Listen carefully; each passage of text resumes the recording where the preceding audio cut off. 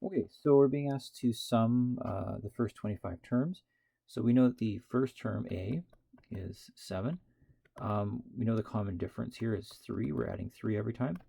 We know the n value is 25 because there's 25 terms they want us to add. And in the last term, we don't actually know whether it's the 100 or not. We don't know if there's 25 terms there or whether there's less than 25 terms. So I'm going to put a question mark here right now because I'm not too sure about that. So I'm going to sum these, and I'm going to use the formula that doesn't require the last term. So it's kind of the bigger of the two formulas. So that's Sn equals, in brackets, or should n over 2 first, and then in brackets, 2a plus n minus 1 multiplied by the common difference of d. So really all you do is you put your numbers in. So we have the sum of the first 25 terms. And so that's going to be equal to 25 divided by 2 multiplied by 2 times 7 plus 25 minus 1 multiplied by the common difference of 3. So the sum of the first 25 terms should be equal to 25 over 2 multiplied by 14 plus, now 25 minus 1 is 24, and 24 times 3 is going to give us 72. So the sum of the first 25 terms will equal 25 over 2 multiplied by 14 plus 72, which is 86, which is equal to 25 multiplied by 43. And then using our calculator, that gives us a final total of 1,075. So for the second question, you might want to pause the video and see if you can solve that. And then I'll just begin for that one. So once again, we know the a value here is 7. We know that the common difference is still 3. And now we know the last term is 100 in the pattern. And so what we're not really sure about here is the n value, because we don't know whether there actually is 25 terms here or not. There's no way to sort of confirm that right now. So I'm going to put in a little question mark there for that one. So whether you're using the first equation or the second equation, let's take a look here. So the first one or the second one, you kind of need to know n regardless. So there's really no way of getting around this question without finding out the n value. So I'm going to go back down to here, and I'm going to use the formula we used yesterday, the formula being Tn equals, excuse me, a plus n minus 1 multiplied by the common difference of d. So my last term, Tn here, I'm going to make it 100. So I'm going to find out that the last term here is 100. My first term here in the pattern is 7 plus n minus 1, because I don't know what the n value is, multiplied by a common difference of 3. So 100 minus 7 is, and then divided by 3. So there we go. So let's go 100 divided by 7. Sorry, 100 minus 7, which is 93, divided by 3 is 31. So I get 31 equals n minus 1. And that now would give me an n value of 31 plus 1 is 32. So this pattern actually has 32 terms, so it's not 25 like it was in question A. So now we can use either formula, really, and I'm going to choose the first formula because it's a little bit easier to work with. And so the first formula is Sn equals n over 2 multiplied by a plus L. So the first term plus the last term. So I plug the numbers in. I'm going to be looking at the sum of the first 32 terms. So that's going to be 32 over 2 multiplied by the first term, which is 7, plus the last term, which is 100. And so I'm going to get, where are we here?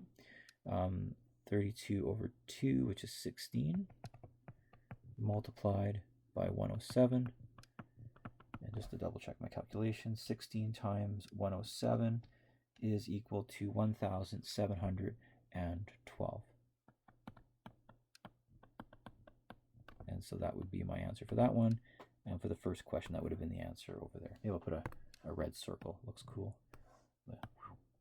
cool circles. Not really a circle, actually, an oval, technically speaking. Okay, so determine the sum of the following sigma. So I haven't written a sigma yet, so let's write a sigma here. So let's say you have a sigma. Your upper limit is 102. Your lower limit is k equals 4. And let's say the formula here is 10 minus 2k.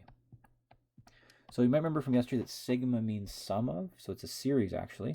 And what might be unclear is this series actually arithmetic? So if it's not arithmetic, you can't use these formulas. So let's sort of write out I always like to write out the first 3 terms and see if there's a pattern here with the numbers. So the first thing I do is I start at the lower limit of summation. So I'm going to start at 4, and I'm going to plug in that number. So I'm going to have 10 minus 2 times 4 is 8. So my first term would be 2. And into that one, I'd add my second term, but now I plug in 5. So I'd have 10 minus 2 times 5 is 10. So that would be 0. And then I would plug in my next term, which would be 6. So I'd have 10 minus 2 times 6 is 12, which is now negative 2. And this would keep on going. I keep adding these negative numbers, so I keep plugging numbers in. And eventually I would add the very last number, which is when I put 102 in. So I'd have 10 minus 102 times 2, which is 204. So my last number actually would be negative 194. So I'm going to rewrite this because this plus minus business just looks weird. But I'm going to write it as 2 plus 0 minus 2, and then plus, or sorry, I should say minus, right over here, minus. So minus, and then dot, dot, dot, dot, and finally minus 194. So it's getting smaller here, so I have a decreasing value here. So my very first term in the pattern is 2. My common difference here is negative 2, because I'm subtracting 2 every time. And I know my last term is equal to negative 194. And my n value, you might remember from yesterday, the number of terms is the upper limit minus the lower limit plus 1. So that would be equal to 102 minus 4 plus 1. So that's going to be equal to 99. So there's 99 terms in this pattern here, if you were to write all of them out. So we're trying to sum this sigma, this series of numbers. So I'm going to use the first formula again. It's always sort of easier one of the two if you have a choice. I have all 4 variables, so there's really no reason why I can't do that. So the sum of the 99 terms here would be equal to n, which is 99 over 2, multiplied by the first term, which is 2.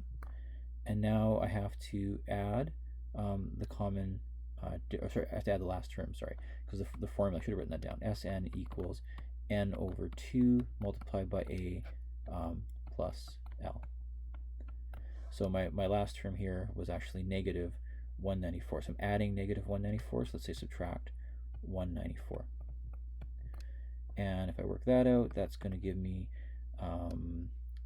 99 over 2 multiplied by negative 192, and that's the same thing as 99 multiplied by negative 96. And so I definitely need a calculator here. So I have 99 divided by 2 times by 192. That's going to give me negative 9,504. So that'd be my final answer there. Okay, so a couple more questions here. See if we get through them.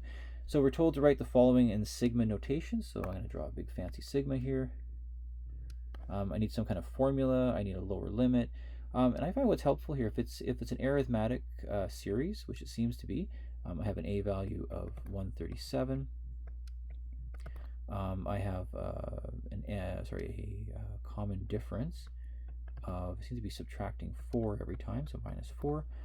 And I don't actually know n right now. I'm not sure what that is, but I do know that the last term is equal to 5. So what I'm going to do is write a formula Tn, and I'm going to use the Tn formula for an arithmetic sequence, so a plus n minus 1 times d. And if I plug my numbers into that, I'm going to get Tn equals